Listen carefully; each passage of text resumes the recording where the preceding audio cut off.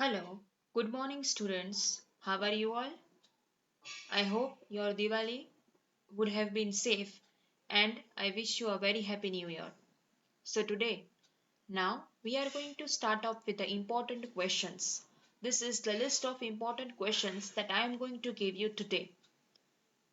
And you all know that our syllabus is over, right? We have studied Unit 1, 2, 3, 4, and all the chapters of Indian economy. So today I am going to give you some important questions. But before giving important questions, students, please keep in mind these are just the important questions. You don't have to rely completely on these questions. કે exam માં આ જ પૂછાવાના છે બસ મેડમે આપ્યા છે તો આ જ કરો. It is nothing like that. These are the questions on which you have to focus more than the other questions. It is just that ખાલી આ જ કરવાના છે એવું નથી, right? And I have told you so many times and I'm telling you again that Indian economy is not as easy as business communication. So you have to be very careful while dealing with the subject of Indian economy. You have to study all the questions. That is what I suggest from my side. But still I'm giving you few important questions on which you have to focus. Okay, students, unit number 1. Explain the concept of modern business and discuss the characteristics. Characteristics એટલે features થયા, right? Next. What is business environment? Explain the business environment in national policy related decisions. That is the importance of business environment. Next, question number 3. Explain economy policy as a component of business environment. Right? Economic policies બધી છે. એમાં કઈ આવે? Fiscal આવે, industrial આવે અને monetary policy આવે. Next, analyze the current business trend at global level. Students, આમાં કયો આવશે answer? You all know મેં તમને 4 important questions આપેલા હતા, right? એમાંનો જે question છે ઈ આમાં આવશે. Major trends of international major trends હું લખું જ છું of international environment. આ question તમને શેમાંથી મળશે? મેં તમને જે 4 questions આની પહેલાના લેક્ચરમાં ભણાવેલા હતા એમાંથી તમને મળશે. Next, give an explanation of consumption as a component of business environment and explain importance of BE in national policy related decisions. Right? આમાં તમારે consumption સમજાવવાનું છે અને business environment સમજાવવાનું છે જે પેજ નંબર 21 ઉપર જનરલી આપેલું છે નવી ટેક્સ્ટ બુકમાં અને જૂની ટેક્સ્ટ બુકમાં 1-2 પેજનો ફેરફાર હશે. Next, examine and make evaluation of business trends at global level. Again, એમાં સેમ આવશે આ major trends of international environment જે આપણે 4 questions માંથી મેં તમને લાસ્ટ ક્વેશ્ચન કરાવેલો હતો important આની પહેલાના લેક્ચરમાં એ જ. Next, give an explanation of economic institution as an important component of business environment. બધા economic institutions છે એનું તમારે explanation આપવાનું છે. Capitalist economy, mixed economy, socialist economy એનું. Next, give analysis of current business trend. તો again એક ને એક repeat થાય છે. મેં તમને 4 questions આપેલા છે એમાંથી last major trends of international business or international environment, right? એ તમારે answer લખવાનો છે. Next is, what is business environment? Discuss the characteristics of BE.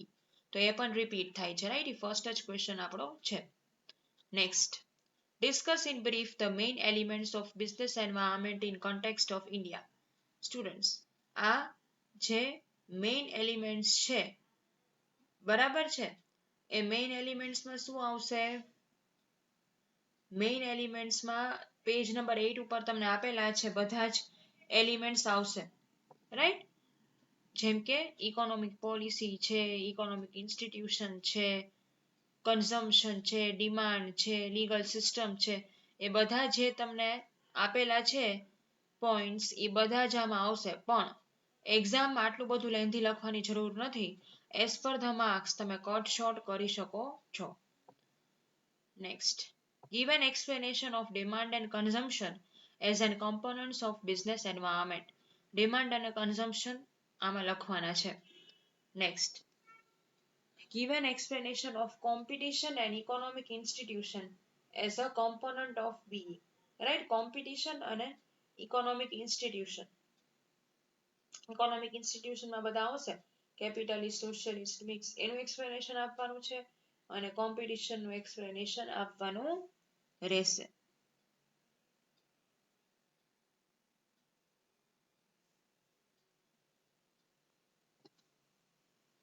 Next, short notes. એમાં સૌથી પહેલા તો ગ્લોબલ લેવલ, તો એમાં શું આવશે? International business environment.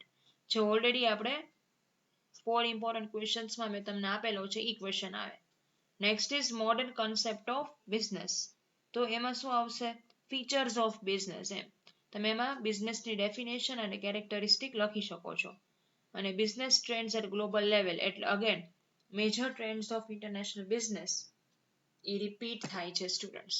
તો તમે સમજી ગયા હશો કે મેં તમને જે 4 ક્વેશ્ચન્સ આપેલા છે એમાંથી જે લાસ્ટ ક્વેશ્ચન છે એ આ યુનિટ નંબર 1 નો છે અને બહુ જ રિપીટ થાય છે એટલે એ તમારે ધ્યાનમાં રાખવાનું રહેશે.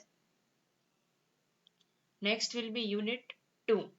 યુનિટ 2 માં આવશે explain correlation of savings and business environment. But easy, right? Direct questions છે. ડિરેક્ટ જ ક્વેશ્ચન તમારી ટેક્સ્ટ બુક માંથી છે. કોરિલેશન સમજાવવાનું છે. Next will be explain savings, investment and income in India. Saving, investment અને ઇન્કમ નો આખો ટોપિક સેવિંગ ના ચેપ્ટરમાં આપેલો છે. Next will B what type of recent changes are made in investment in Indian economy. Examine impact in investment on business environment.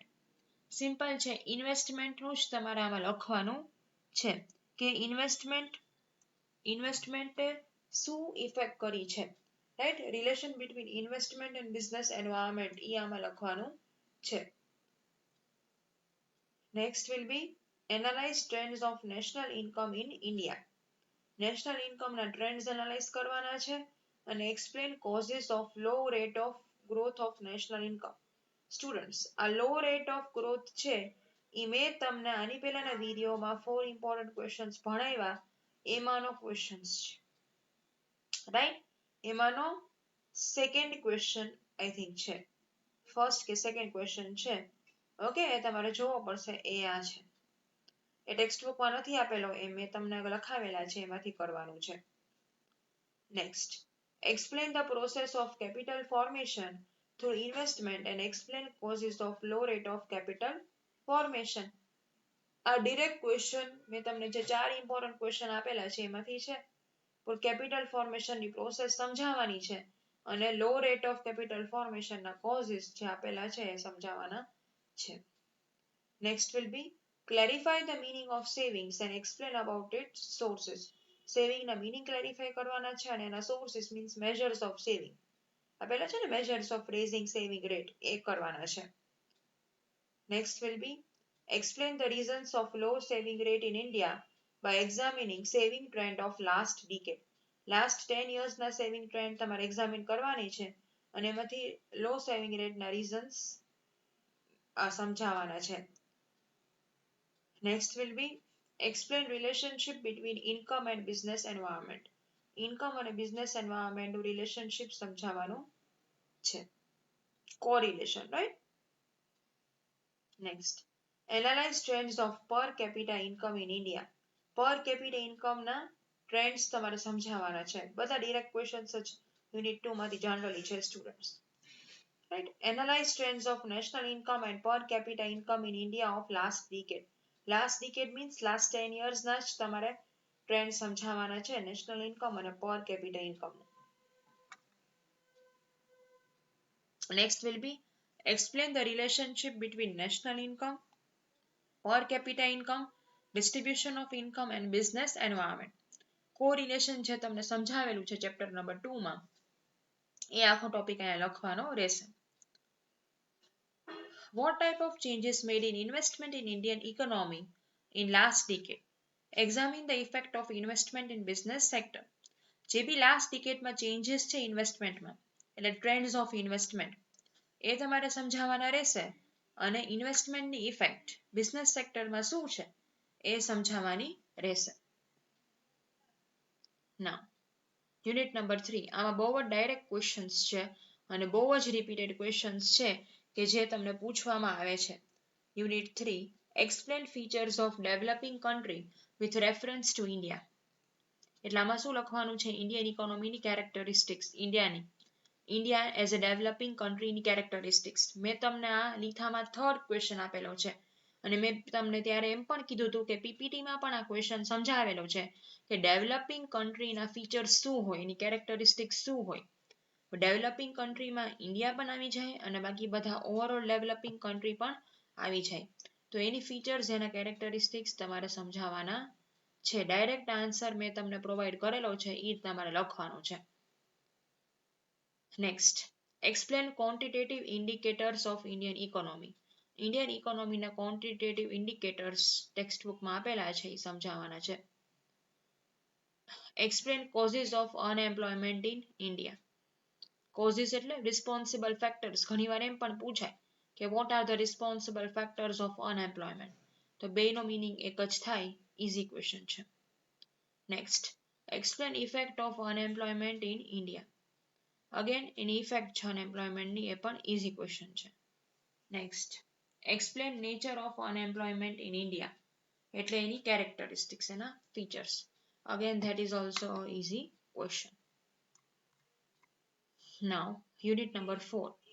Give the meaning of poverty in context of modern trends and explain the causes of poverty in India. Poverty નો meaning આપવાનો કહેવાનો છે અને causes poverty ના સમજાવવાના છે. Next. Explain the nature of poverty and effect of poverty on trade business. Characteristics એટલે features of poverty અને એની effect સમજાવવાની છે. Explain responsible factors of poverty in India અને causes પણ કહેવાય. Responsible factor કયો કે causes કયો. Both is one and the same. બરાબર એ સમજાવવાના છે. Discuss the remedies of poverty eradication in context of business environment. Poverty eradication કેવી રીતે કરવું, right? What are the remedies? એ સમજાવવાની છે. કોના કોન્ટેક્સ્ટમાં? બિઝનેસ એન્વાયરમેન્ટના કોન્ટેક્સ્ટમાં. Next, explain indicators of poverty. Poverty ના indicators સમજાવવાના છે. Right? Chapter number 4. Poverty ના indicators તમારે સમજાવવાના રહેશે. Okay, students. Now, this is the end of important questions. I hope તમે લોકો સરસ એક્ઝામમાં પરફોર્મ કરશો. Right? I wish you all the best. Exams હવે બહુ ટાઈમ નથી એટલે સરસ રીતે પ્રિપેર કરવા મળજો.